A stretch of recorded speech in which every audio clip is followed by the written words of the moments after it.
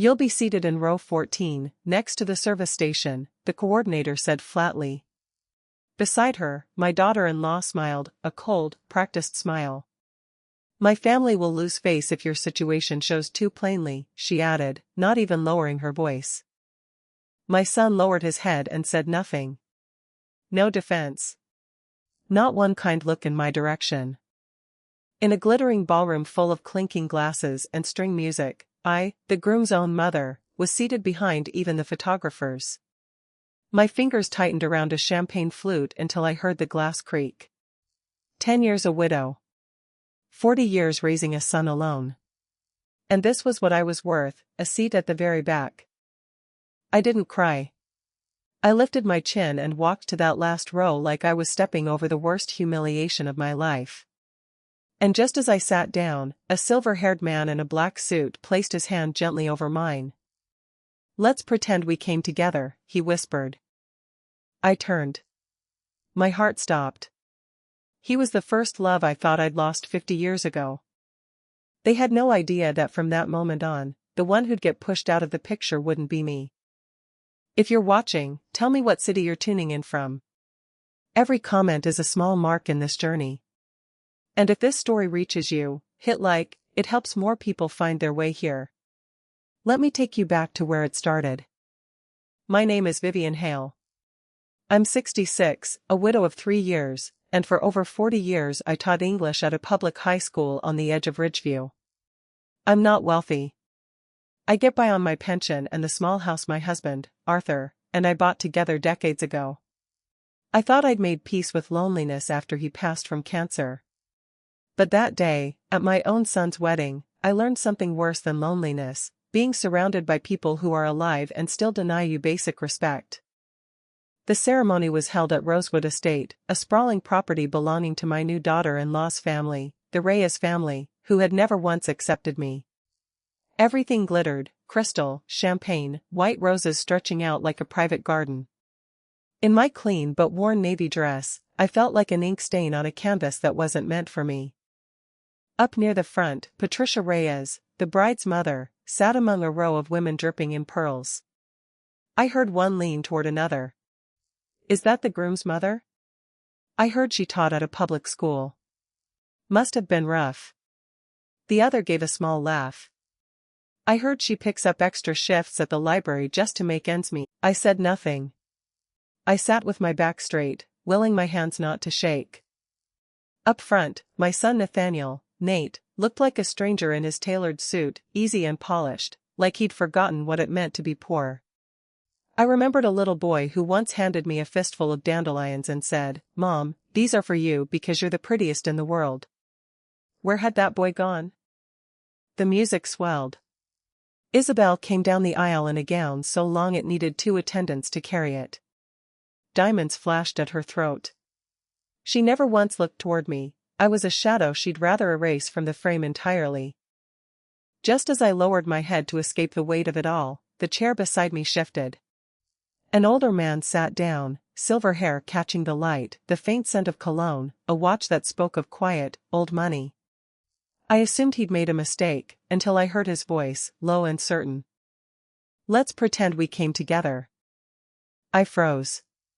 He set his hand gently over my clenched fist. From the front, I saw guests turning, their expressions shifting from pity to curiosity to something like caution. A woman in a feathered hat whispered to her husband, "Who's that man with the groom's mother? He looks powerful." On stage, Nate's gaze dropped to us. His face went pale. Isabel followed his stare, and when she saw me smiling beside this stranger, her composure cracked for the first time all day. "Just smile," he murmured. "Your son's about to look again." I did. And when Nate looked a second time, his face said everything. The woman he'd arranged to humiliate now sat with a man who looked like he belonged in the front row. "Perfect," the stranger murmured, giving my hand the faintest squeeze. "Now they don't know where to place you anymore." I turned to him. "Who are you?" His eyes, deep blue, the exact blue I'd memorized half a century ago, held mine. "Someone you should have crossed paths with again a long time ago." If you were sitting in row 14, being whispered about by strangers at your own son's wedding, would you have stayed silent like I did, or said something on the spot? Tell me in the comments. When the applause started, I stood on instinct. He leaned toward my ear. Let them wonder. Up front, Patricia frowned. Nate's eyes went frantic. Isabel gripped his hand, unsettled. And me? For the first time in years, I felt light. As the crowd thinned, he turned to me fully. We finally meet again, Vivian. My breath caught. Julian. Call me Jules. The way you used to. I hadn't spoken that name in 50 years. We wandered into the garden behind the estate, lavender perfuming the evening air, our shoes crunching softly on gravel. I looked for you for years, he began. That summer I left for the business program overseas. I wrote you letters, nearly one a week. I never got a single one, I said. He stopped walking. Not one? No calls? Nothing. My mother told me you were the kind of— His jaw tightened. When I came back, I called and was told you'd moved with no forwarding address. The house had been sold. He exhaled, hard. Your mother. She hid everything, I whispered. Even erased the messages on the landline. I met Arthur not long after. Kind. Steady. Safe. I convinced myself it was enough.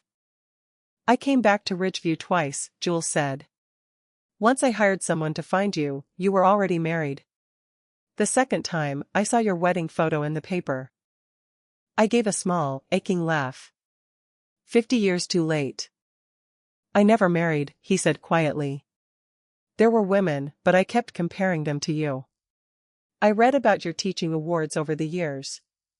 I always believed you were the person who'd quietly change the world. We sat on a stone bench by a small pond. He pulled a faded photograph from his pocket, a young woman with wildflowers in her hand, laughing. I've carried this since 1974, he said. My hands trembled as I took it. I thought you'd have thrown this away long ago. I once thought if I kept it, I'd never love anyone else. Then I understood, letting go isn't forgetting. It's accepting that love can exist even when the person isn't there. I looked down at the photo. I loved Arthur, truly. But he never saw me the way you did. Our marriage was peaceful, it just never had a spark. And I somehow lived as if I were still seeing you, he said. Strange, isn't it? A man can pass 1,000 faces and remember only one pair of eyes. We laughed about the little Italian place we used to sneak into, how he'd catch me stealing olives off his plate. For a moment, 50 years fell away like dust getting brushed clean. We don't need to go back, Jules said finally, his voice steady. We only need to choose the next 20 years. We were still by the pond when urgent footsteps approached. Nate and Isabel, her gown snagged on the grass, faces tight. Mom. We need to talk. Right now. Jules stood, unhurried, adjusting his tie.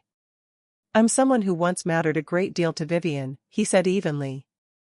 Isabel's eyes narrowed. This is my son's, my husband's, wedding, not a place for strangers. You're speaking to my guest, I said, rising, and he is most certainly not a stranger. Jules continued, calm and precise. I watched a mother push to the last row at her own son's wedding, humiliation dressed up as money and manners. Perhaps you should worry less about my resume and more about how you treat your mother-in-law. Nate stammered, it was just a seating mix-up. Staff made an error. I looked at my son. A mix-up, or a choice? He had no answer. Isabel tried to recover. Vivian, I think you're being sensitive. Our family's reputation had to be protected. If your reputation depends on diminishing others, Jules said mildly, you might want to revisit the definition. Then, almost as an afterthought, he added, as it happens, my firm closed a deal 2 weeks ago. We acquired the building on 3rd Avenue, where Reyes Property Group has its headquarters. The color drained from Isabel's face. What did you say? The deal closed last week. I only remembered when I saw your family's logo on the wedding stage. Silence dropped over the garden like a curtain. Jules turned to me, voice gentle again. It's been a long day. There's a place by the water I'd like to take you for dinner, if you're willing. I'd like that, I said, without hesitation. Isabel's voice cracked. You're leaving in the middle of the reception? People are waiting for family photos. Family, I said softly. Are you sure that's what you want to capture? A mother parked by the service station? I turned to my son. I'm not an obligation for you to manage anymore, Nathaniel. From now on, I choose my own place. Jules held out his hand. I took it, and the whole garden seemed to hold its breath as we walked away. Behind us, a whisper rippled through the crowd. Is that really Julian Cross? And he's with the groom's mother? The Reyes family is in trouble. 3 days after our dinner by the harbor, my phone rang while I watered the porch plants. Nate's voice, strained. Mom, can we take you to dinner at the Aldridge tonight? Me and Isabel. I knew this wasn't filial devotion. I went anyway. Candlelight, polished wood, the kind of restaurant you book weeks ahead. Isabel greeted me with a bright, practiced smile. You look wonderful tonight, Vivian. Good company must make people shine. That's right, I said evenly. Good company, good partners, and good manners. Those things make people shine. Under the table, Jules quietly took my hand. Over the main course, Isabel pivoted to business. Cross Holdings bought the building where our headquarters are. It would be wonderful if you could consider keeping our current lease in place. Jules didn't rush his answer. Business is business, Miss Reyes. I'm only flexible with people who know how to show respect. I set my glass down. Before we talk business, maybe we should talk about something more important. Respect. Nate flushed. Mom, I know there was a misunderstanding at the wedding. It wasn't a misunderstanding, I said. It was a choice. You chose to seat me by the service station. You chose silence when your wife said my poverty would shame your family. Isabel rushed in. I didn't mean harm, Vivian. I just wanted the ceremony to look perfect. I'm sorry if my words hurt you. Are you sorry you said it? I asked quietly, or sorry there are consequences now? No one answered. Jules rose first and pulled out my chair. I think we should go, Vivian. Let's not let anyone mistake this for a negotiation. I turned to my son one last time. I hear your apology, Bryce, Nathaniel. But forgiveness takes time. It isn't something you can propose over dinner. 2 mornings later, the doorbell rang, slow, arrogant, commanding rather than waiting. Patricia Reyes stood on my porch in cream cashmere and pearls. Mabel, Vivian, dear, she corrected herself smoothly, sweeping her gaze across my modest living room like she was appraising furniture at auction. Cozy. If a bit modest. She set a check on the table between us. $50,000. This isn't a bribe. It's simply an arrangement. If you could persuade Mr. Cross to keep our lease in place, this is yours. I looked at the check a long moment. Outside, Arthur's old rose bushes were still blooming, their scent drifting through the window. He used to say, Vivian, roses are only beautiful when no one pays for them. I picked up the check, felt the thick paper, and tore it into 4 neat pieces. My worth, Patricia, is not for sale. Her smile flattened. Be careful with grand statements. In this town, no one is truly free. Your son, his work, everything can be affected. 3 days ago, I might have been afraid, I said, walking her to the door. Today, I'm free. Keep your influence. I'll keep my self-respect. That afternoon, I called Jules. Guess who paid me a visit this morning? Someone delivering flowers, he joked. Patricia Reyes. $50,000. I don't think she liked how I declined. He laughed, warm and low. I'm proud of you, Vivian. Come to my office this afternoon. There's someone I want you to meet. Cross Holdings Tower caught the sun, imposing and cold, the kind of architecture that doesn't need to shout to command a room. In a conference room on the 27th floor, I met attorney Renata Voss, sharp-eyed, precise, direct. I've reviewed the full file on Reyes Property Group, she said, opening a laptop. Their financial leverage is extremely high. They're almost entirely dependent on their current headquarters, which Cross Holdings, she slid a draft across the table. There are two options. Option 1, terminate the lease immediately. Option 2, a new lease, on our terms. Higher rent, shorter term, and a special clause, an ethics disclosure. The clause required 4 things: a public apology to me, published in local papers. A written commitment to standards of dignity and respect for elders. An annual contribution to a regional elder justice fund. And, my breath caught, the establishment of an Arthur Hale Memorial Scholarship, $10,000. Arthur's name, printed clean and solemn on a legal page. A tribute I never dared imagine. What if they refuse? I asked. Then the lease terminates automatically in 72 hours. No court. No dispute. I thought of Isabel's cold eyes at the wedding, of sitting in row 14 while no one cared. I'll sign, I said, steadier than I expected. Jules turned to Renata. Add her as co-signer. She's the one who was harmed, and the one who has the right to close this story. 2 days later, Nate called, panic in his voice. Mom, tell Julian to stop this. It's blackmail. No, I said quietly. These are consequences. They're demanding a public apology, a scholarship, a rent hike that could hurt the company. I'm trying to protect our family's dignity. Yours too. Dignity, son? Where was your dignity when I was seated behind the photographers? When you let your wife say my poverty embarrassed her family? Silence stretched between us. Mom, I don't want to fight, he said finally. Tell me what you need to let this go. A deal? I said, almost laughing. I don't need anything, Nathaniel. I need you to choose a side. A side? Between the family that humiliated me, and the mother who raised you. The line went quiet for a long time. I don't know what to say. Then don't say anything. Think, I told him. Because for the first time in your life, you can't buy or bargain with your mother's self-respect. Before hanging up, I softened. Do you remember when you were 8?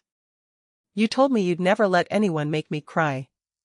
On your wedding day, I cried, not because I was insulted, but because you stayed silent. 72 hours later, the call came.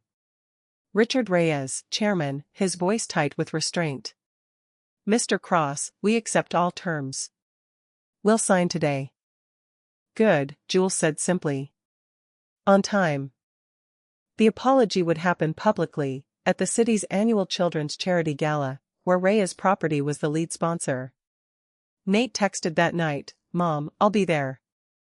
I need to hear it with my own ears. I wore the simple black dress Arthur once loved. That color makes you look like a woman who knows exactly who she is. Pearl studs. Silver hair swept back. In the mirror, I saw a woman whose face was no longer taut with worry, but whose eyes were finally clear. The gala hall sparkled. Familiar faces from the wedding turned as Jules and I walked in. The same women who'd whispered about my dress now watched with something closer to caution. When the lights dimmed, Richard Reyes took the stage. Tonight, on behalf of Reyes Property Group, we offer a public apology to Mrs. Vivian Hale, who was shown disrespect by someone in our own family. Isabel stood, a shaking paper in her hand, no trace of her wedding day radiance left. On my wedding day, I said something unforgivable, that my mother-in-law's poverty would embarrass our family.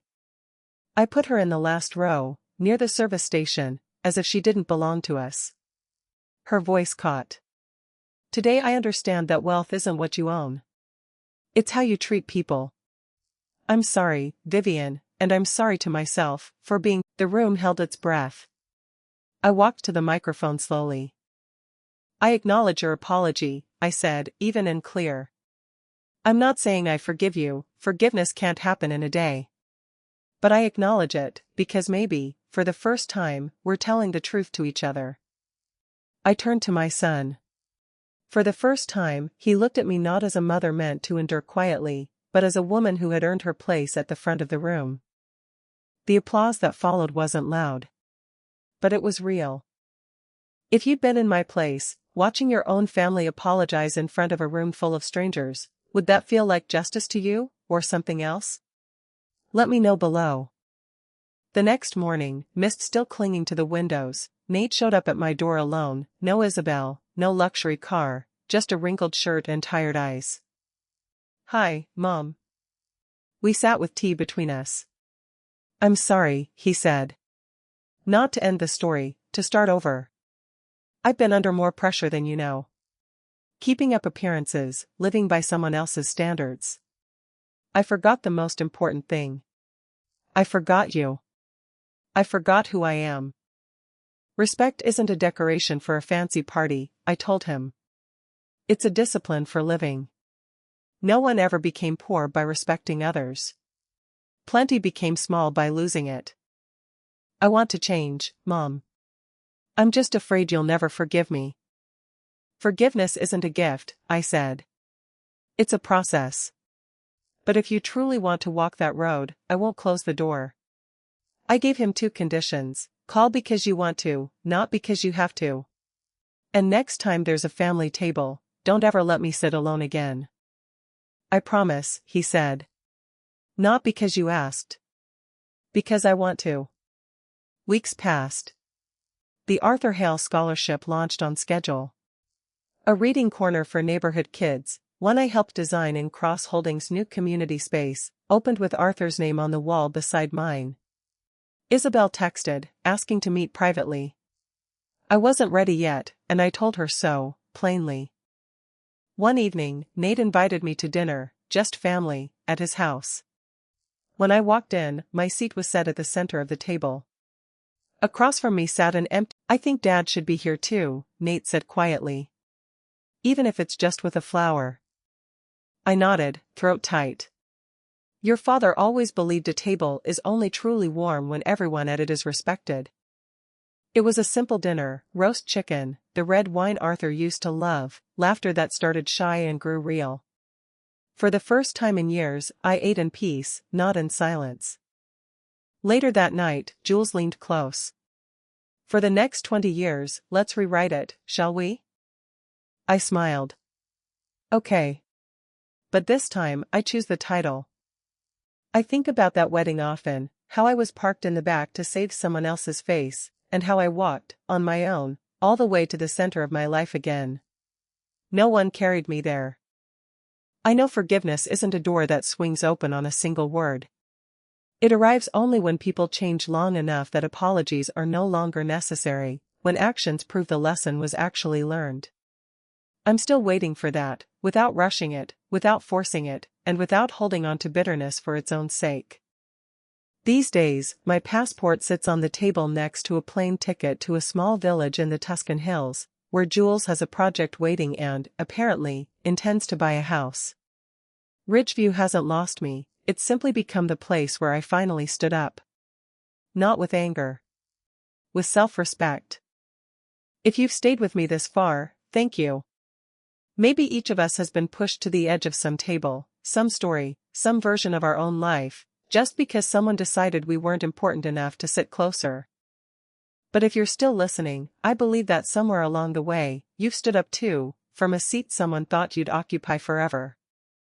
Tell me your story in the comments, where you're watching from, and whether you've ever had a moment where you realized, I have worth, too. Sometimes a small share is enough to warm someone who's quietly enduring, the way I once did. And if you want to keep walking with me through stories of dignity, healing, and starting over, like, subscribe, and turn on the bell. Not for me. For everyone who's ever been looked down on, so they know someone understands, and that there is still hope. I'll see you in the next story, where another woman learns how to smile again after her own storm.